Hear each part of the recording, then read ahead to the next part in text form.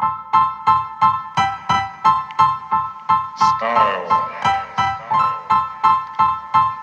Style is the answer to everything. A fresh way to approach a dull or dangerous thing. Mesdames et messieurs, bonjour. Je suis encore heureuse de vous rencontrer aujourd'hui. C'est dans notre plateau Une parole pour toi. Et aujourd'hui, l'Esprit de Dieu nous a poussé de parler du thème « Aide-toi et le ciel te dira ». Par le ciel te dira, nous entendons Dieu que tu dois faire quelque chose, afin que Dieu aussi fasse une autre chose, pour que Dieu t'aide à réaliser ce dont tu as besoin. Alors, pour cela, nous avons prévu de prendre 3 sujets qui vont nous aider à comprendre ce thème-là. Des choses qui vont nous aider à ce que nous voulons qui puisse être réalisé soit réalisé sans les sacrifices, la persévérance et la foi. Le livre de Genèse qui nous parle de l'histoire d'Abraham. Abraham avait son fils et malgré qu'il a d'abord eu son fils avec plusieurs souffrances, il a décidé quand même de sacrifier son fils. Par sacrifice, aujourd'hui, nous voulons toujours, par exemple, à l'école, tu veux avoir plus de 85% par exemple, mais tu n'étudies pas, tu ne fais rien d'important, tu t'assois et tu attends qu'un miracle puisse se produire. Et par sacrifice, nous entendons pour réussir, pour enfin que tu puisses avoir ces points que tu attends tellement, tu devrais te sacrifier en étudiant, en sacrifiant de nuit, en ayant des nuits blanches, tout ça afin d'avoir le point que tu désires avoir. C'est par là le sacrifice. Il y a plusieurs personnes qui se sont sacrifiées. Elles ont besoin de la réalisation de choses qu'elles veulent. Et pour qu'elles arrivent à cette réalisation, elles doivent se sacrifier. Tu as besoin d'un bon travail. Aujourd'hui, pour avoir un travail un peu remarquable, un travail assez respectable, un niveau vraiment élevé, il faut vraiment étudier, faire de longues études, des grandes études. Et faire des grandes études n'est pas facile. De commencer en maternelle, par exemple, jusqu'à l'université, ce n'est pas facile. C'est vraiment un sacrifice. C'est déjà un sacrifice très grand. Et à la fin de ces sacrifices, tu peux avoir le boulot que tu cherches. Pour avoir de l'argent, on veut toujours avoir les luxes, avoir une maison en étage, avoir de voitures, plusieurs choses qui sont vraiment luxueuses. Et pour cela, il faut travailler, avoir de l'argent. Il faut vraiment travailler. La deuxième des choses, nous avons parlé de la persévérance. Nous sommes dans le livre d'Un Samuel. Et dans le livre d'Un Samuel, nous avons pris l'histoire de Anne. Anne était une femme stérile qui savait bien sûr sa situation. Et dans sa même situation, elle avait aussi une rivale, Pélina. Pélina était toujours là à persécuter Anne. Et Anne, malgré cela, elle continuait toujours à prier toujours et encore. Elle continuait toujours à prier, malgré qu'elle savait sa situation. Elle se disait que peut-être c'était la fin, mais elle continuait toujours. Parce que lorsqu'on a besoin de quelque chose, on doit toujours persévérer et ne pas craquer. Tu continues. On sait que c'est difficile, mais il faut toujours continuer. Et lorsque tu continues à persévérer, Dieu verra à quel point tu te donnes à cela. Et derrière cela, il réalisera. Il faut toujours persévérer. Lorsque Dieu a vu que, malgré la situation de Anne, elle continuait toujours à persévérer. Elle allait chaque jour à l'église, elle partait, elle priait, elle demandait à Dieu, elle faisait des supplications, elle faisait tout cela. Dieu a vu elle s'adonnait vraiment à cela. Par cette persévérance, Dieu a fini par réaliser son souhait d'avoir un enfant.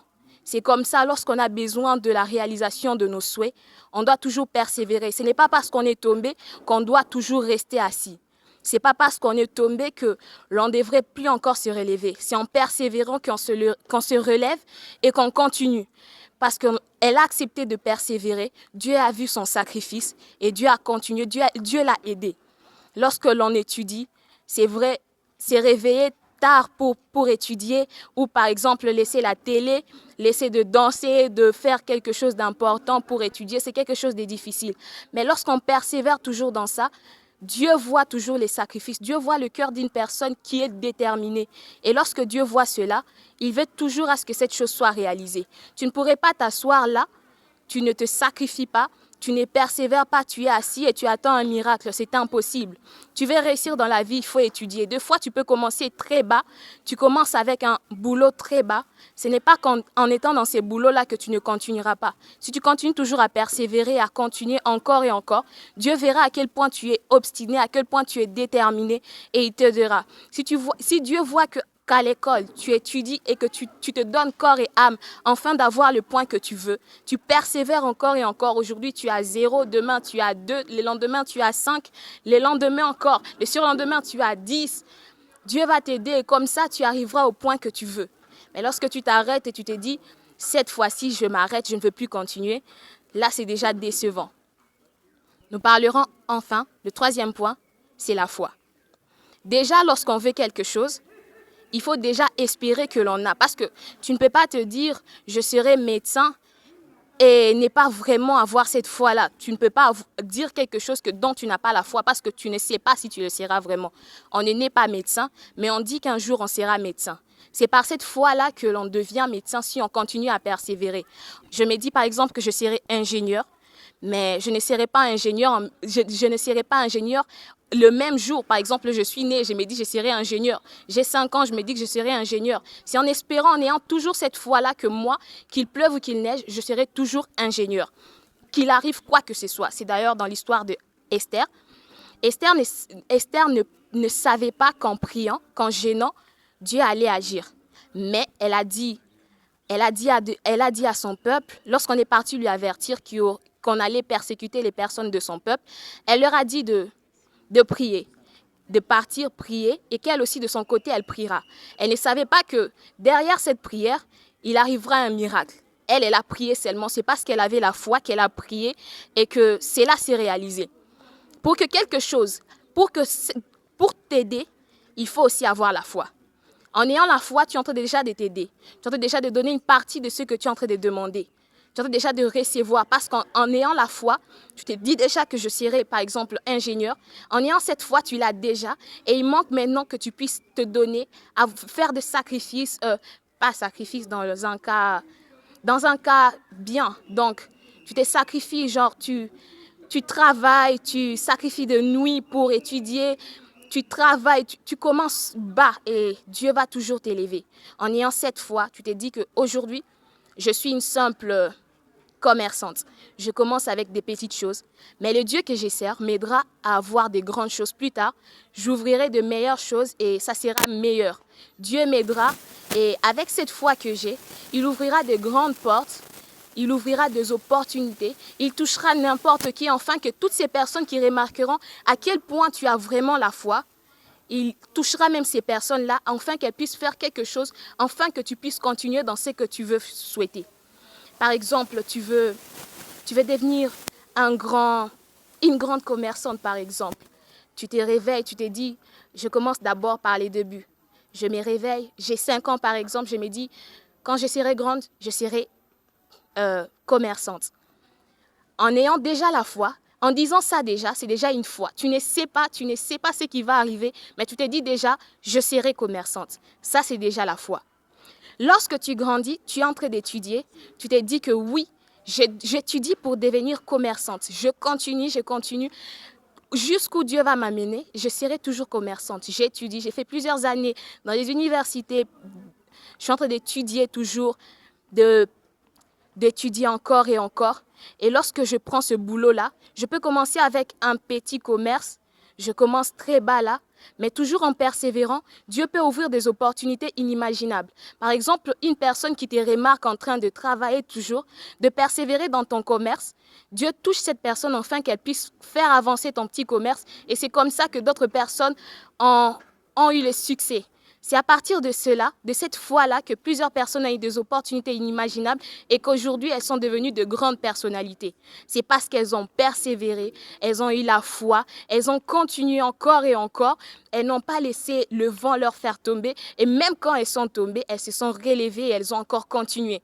Parce que la vie ne s'arrête pas qu'à s'asseoir et tu te dis que Dieu m'aidera. C'est de là, aide-toi et le ciel t'aidera. Tu t'assois et tu te dis, bientôt là, mon père viendra, il me donnera à manger. Et quand je grandirai, il va me donner un poste important dans son entreprise. Ce n'est pas ça.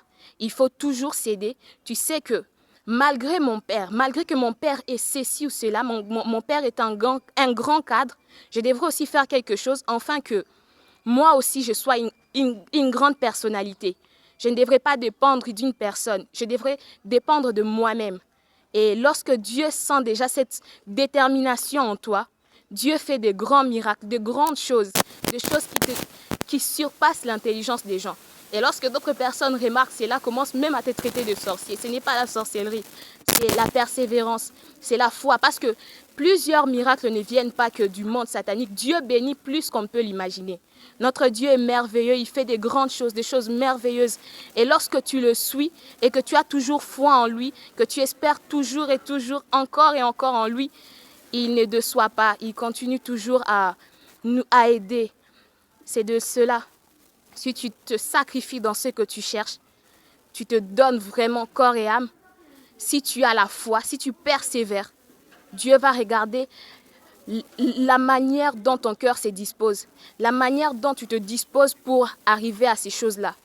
Et la Bible dit, le cœur, l'homme compose et Dieu dispose.